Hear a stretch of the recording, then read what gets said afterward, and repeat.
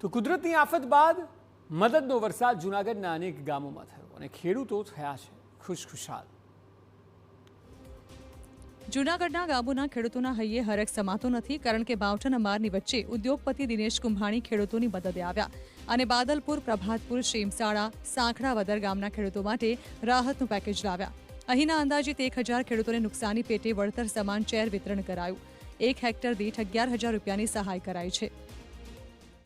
મારી પાસે જમીન વધારે છે, 80 વીઘા જમીન કે મારે 1,47,000 રૂપિયા આવ્યા છે।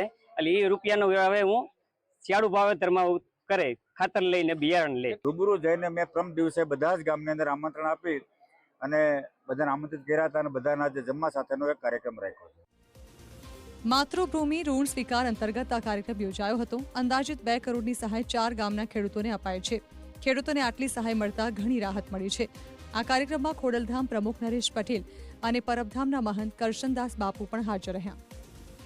5 ગામ લીધેલા છે અને 5 ગામના 1 હેક્ટર દીઠ 11,000 રૂપિયાનો ચેક અર્પણ કરી દેવામાં આવ્યો છે। ત્યારે કુંભાણી પરિવાર દિનેશભાઈને ખાસ આ પરિવારને માં ખોડલ દેવનો દેવ મહાદેવ હંમેશા ખુશ રાખે, આનંદમાં રાખે। એ પરમાત્મા એને સૂર્ય જેવી શક્તિ પ્રાધાન્ય કરે, સમુદ્ર જેવી ગંભીરતા પ્રાપ્ત થાય।